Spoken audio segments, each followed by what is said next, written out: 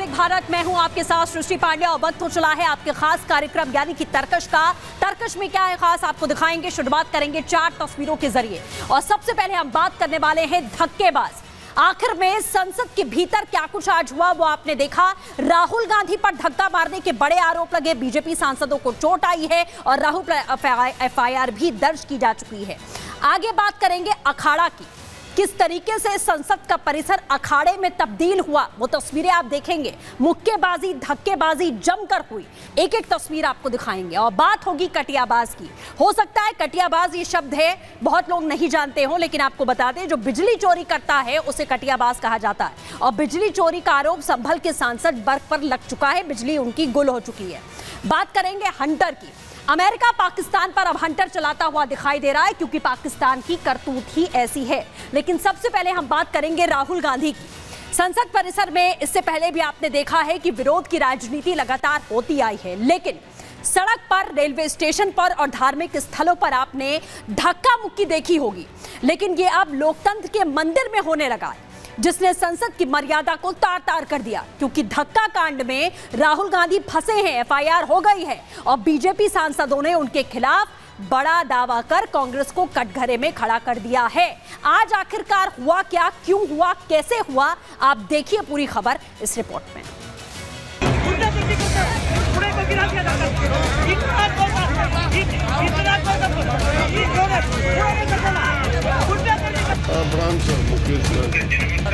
राहुल गांधी ने धक्का मारा। राहुल गांधी, क्या राहुल गांधी गुंडागर्दी पर उतर आए हैं? क्या शहजादे की संसद में दबंगई चल रही है? हम जानते हैं कि राहुल गांधी अकीडो मार्शल आर्ट में ब्लैक बेल्ट हैं। वो कुश्ती के अखाड़े में भी हाथ आजमाते हैं। लेकिन क्या इसका ये मतलब है कि देश की संसद को जंग का मैदान बना देंगे? राहुल जिम जाते हैं तो क्या बुजुर्ग सांसदों पर अपनी ताकत दिखाएंगे?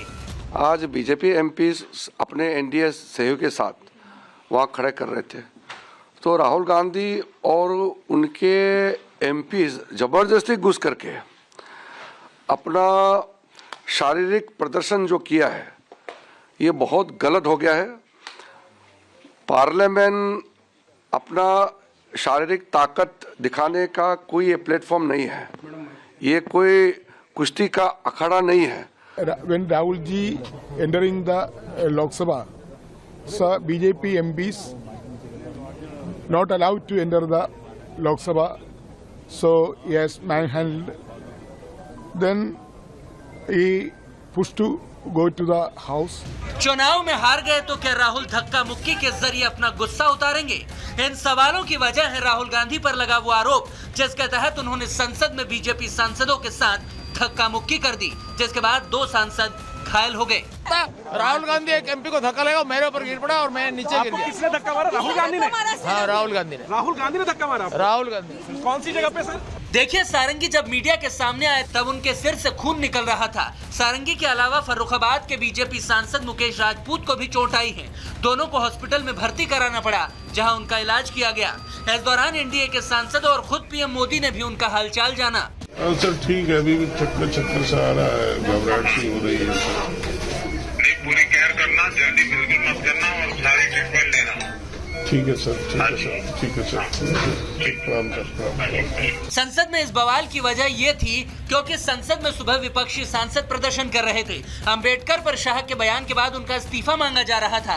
इस दौरान बीजेपी सांसद भी कांग्रेस की बयानबाजी का विरोध करने उतरे थे और तभी दोनों पक्षों के सांसद आमने सामने आ गए। इसके बाद संसद परिसर में धक्का मुक्की शुरू हो गई। मकर द्वार पर धक्का लगने से 2 सांसद गिर गए और उन्हें चोट आई, जिसके बाद बीजेपी आक्रामक हो गई और राहुल को मौके पर ही फटकार लगा दी। आपको शर्म नहीं आती है क्या राहुल? क्या शर्म नहीं आती है? क्या शर्म नहीं आती है? गुंडागर्दी करते हो, बूढ़े को गिरा दिया जाता है। इतना गुंडागर्दी करते हो।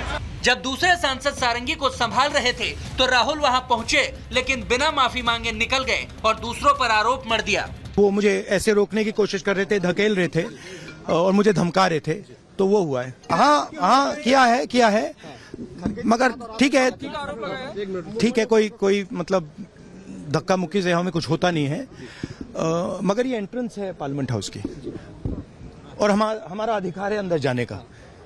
और बीजेपी के जो मेंबर्स हैं वो हमें अंदर जाने से रोक रहे थे। मेरे को खुद वो लोग धक्का दिए, मैं अपना बैलेंस नहीं संभाल सका, मैं नीचे बैठ गया।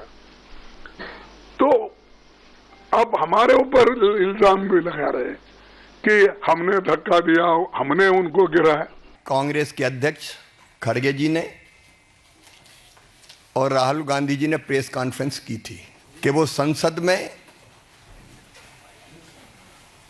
उनके द्वारा किए गए कुकृत्य की, पाप की क्षमा मांगेंगे, लेकिन उन्होंने क्षमा नहीं मांगी। उस प्रेस से भी उनका अहंकार झलक रहा था। संसद में धक्का मुक्की और राहुल की दबंगई पर सियासत भड़क उठी। मुद्दा बाबा साहब अंबेडकर के सम्मान बनाम अपमान से निकलकर लोकतंत्र को धक्का मारने तक आ गया। इतना ही नहीं, राहुल की एक और करतूत है जिसे महिला सांसद ने एक्सपोज किया, जिसने डबल बवाल खड़ा कर दिया। तो दो सांसदों को घायल करने वाले राहुल पर बीजेपी भड़की है, लेकिन इसकी दूसरी वजह है एक महिला सांसद के साथ किया गया राहुल का दुर्व्यवहार, जिसने राज्यसभा से लेकर राजनीतिक गलियारों में भूचाल खड़ा कर दिया है। देखिए रिपोर्ट के जरिए।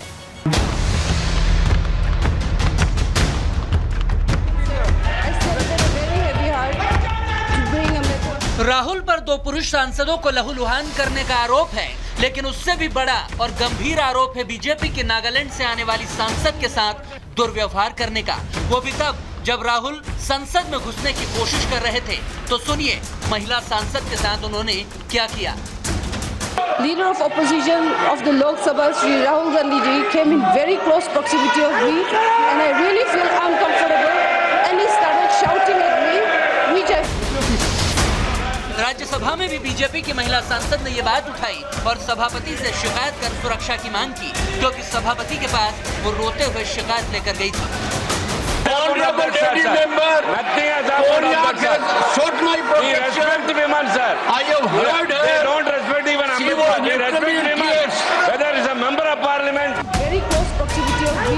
महिला सांसद के साथ इस हरकत के बाद बीजेपी और भी आग बबूला हो उठी। तो कांग्रेस सांसद प्रियंका ने उनके साथ धक्का मुक्की का आरोप लगा दिया और राहुल भी महिलाओं का सहारा लेने का आरोप लगाते रहे। जो हमारे सांसद थे वो प्रदर्शन कर रहे थे, उनके साथ धक्का मुक्की की। बहन कोनियाक जो महिला सदस्य इस हाउस की है, उसको जिस तरीके से लीडर ऑफ ऑपोजिशन ने धक्का दिया, वो शारीरिक और मानसिक प्रताड़ना के बराबर है। इन्होंने एक नया डिस्ट्रैक्शन शुरू किया है। बीजेपी के एमपी लकड़ियां लिए हमारे सामने खड़े होते हैं, हमें अंदर नहीं जाने देते हैं, और उसके बाद अब ये थोड़ा सा अपना फिर से डिस्ट्रैक्शन करने की कोशिश कर रहे हैं। राहुल बुरी तरह घिर चुके हैं और सियासत गर्माती जा रही है, लेकिन यह सब हुआ संसद में हो रहे लगातार हंगामे की वजह से, क्योंकि शीतकालीन सत्र खत्म होने को है, लेकिन संविधान पर चर्चा और संविधान संशोधन बिल पेश करने को छोड़ दें तो पिछले कई दिनों में लोकसभा हो या राज्यसभा, दोनों जगह बस हंगामा ही चल रहा है। कभी अडानी के नाम पर तो कभी सोरोस के नाम पर। फिर बाबा साहब के बहाने नेताओं को बड़ा मौका मिल गया, जबकि शीत सत्र में काम के बजाय एक दूसरे को बदनाम करने का काम ज्यादा हुआ है। सच जरा सा घटे या बढ़े तो सच सच न रहे, मगर झूठ की तो कोई इंतहा नहीं। लाख चेहरे बदल के आ जाते हैं ये, पर आईना कमबख्त झूठ बोलता ही नहीं। आप जिन माननीयों को चुनकर देश की सबसे बड़ी पंचायत में बिठाते हैं, ये सोचकर कि वो आपके हक की, आपकी समस्याओं की, आपसे जुड़े मुद्दों को संसद में उठाएंगे, लेकिन वो लोग करते क्या हैं, ये तस्वीरें बताने के लिए काफी हैं। जबकि आप ये बात जान लीजिए कि सांसदों को जनता के पैसे से कितना कुछ मिलता है। संसद की कार्यवाही पर प्रति मिनट करीब 2.5 लाख रुपए का खर्च होता है, यानी 1 घंटे में करीब 1.5 करोड़ रुपए संसद की कार्यवाही पर खर्चे जाते हैं। सांसदों को 1 लाख रुपए सैलरी और भत्ता मिलता है। दिल्ली में सबको सरकारी बंगले या फिर फ्लैट अलॉट किए जाते हैं, जिसमें पानी, बिजली और टेलीफोन के बिल मुफ्त होते हैं। हवाई, रेल और सड़क यात्रा भी सांसदों को मुफ्त दी जाती है। इनका फ्री इलाज होता है, free internet, free toll tax और यहाँ तक कि बैठकों का भी पैसा मिलता है। लेकिन आपको क्या मिलता है? फ्री का हंगामा और फ्री का एंटरटेनमेंट। विरोध और प्रदर्शन तो अधिकार है, मगर हर वक्त करने से नुकसान जनता के पैसों का होता है और लोकतंत्र पर धक्का मुक्की और दुर्व्यवहार जैसी घटनाओं से कलंक लगता है सो अलग। मगर राहुल अपनी हरकतों से बाज कहां आते हैं, इसीलिए तो संसद से लेकर पुलिस तक शिकायतें हो रही हैं। और अब बात संभल, यूपी के संभल में खंडहर हो चुके मंदिरों को खोजा जा रहा है, ताले तोड़े जा रहे हैं, तो वहीं दूसरी ओर संभल में बिजली चोरी के खिलाफ कानूनी हंटर चल रहा है। और अब तो इसकी जद में खुद संभल के सांसद महोदय जियाउर रहमान बर्क आ चुके हैं, जिन पर बिजली चोरी का आरोप लगा तो लगा, अब प्रशासन ने इनके घर की बत्ती भी गुल कर दी है। देखिए रिपोर्ट में।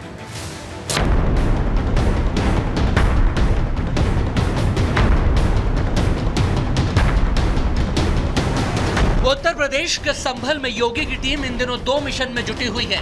पहली मुहिम तो मंदिर खोजो और पलायन करने वालों को इंसाफ दिलाओ, तो दूसरा अभियान है बिजली चोरी करने वालों पर हंटर चलाओ और उन्हें सजा दिलवाओ।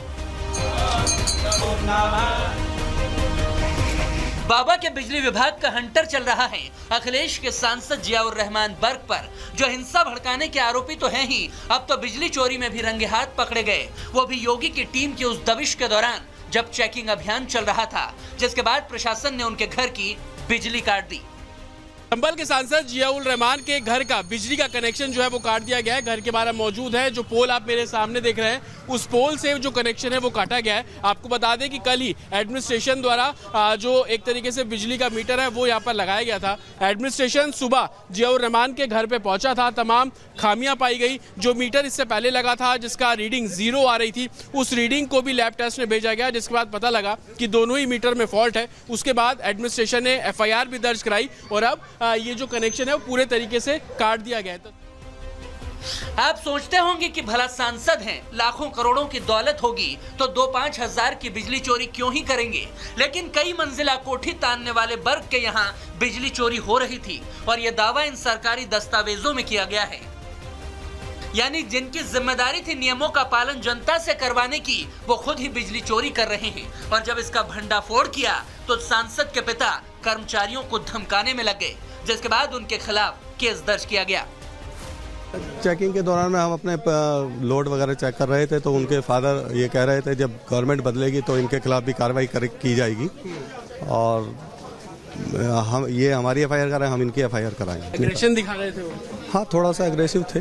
सिर्फ उनके फादर थे या जो और स्टाफ था वो भी बोल रहा था? नहीं, और उनके वकील वगैरह थे। वो तो हम लोगों ने FIR कर दिया, उसमें जो है बिजली चोरी, उसमें मीटर टेम्पर करके जो है उसमें भी मीटर बाईपास करके चोरी की जा रही थी। जो बता रहे हैं 3 महीना पहले भी जब 0 यूनिट का चेक करने के लिए गए थे तो उसमें सहयोग नहीं किया गया मीटर चेंज करने में। सांसद बर्क के पिताजी सरकार आने पर देख लेने की धमकी दे रहे हैं, तो उधर अखिलेश भी इसी अंदाज में नजर आ रहे हैं। उनके सांसद की चोरी पकड़ी गई तो वह बीजेपी नेताओं पर ठीकरा फोड़ना चाहते हैं। ये बिजली जो हमारे गरीबों को सस्ती दी थी समाजवादियों ने, इन बीजेपी वालों से पूछिए कि दिल्ली और लखनऊ में सरकार आपकी है, अगर एक भी बिजली का कारखाना लगाया हो तो बता दें, वो नाम बताएं बीजेपी के लोग जो बिजली का कारखाना इन्होंने उत्तर प्रदेश में लगाया है। और बिजली तो लगाई नहीं, बिजली महंगी हो गई है। तो जो सरकार बिजली महंगी करती हो तो आखिर जिम्मेदार कौन है? ये डबल इंजन वाले जिम्मेदार हैं। और अब बात पाकिस्तान वैसे तो कंगाली की कगार पर है, लेकिन जब बात गोला बारूद और बम बनाने की हो तो अपने आप फन उठा देता है और जेब से पैसे निकालता है। पाकिस्तान एक मिसाइल प्रोग्राम पर काम कर रहा है जिस पर अमेरिका ने अपनी निगाहें अब टेढ़ी कर ली हैं। देखिए रिपोर्ट।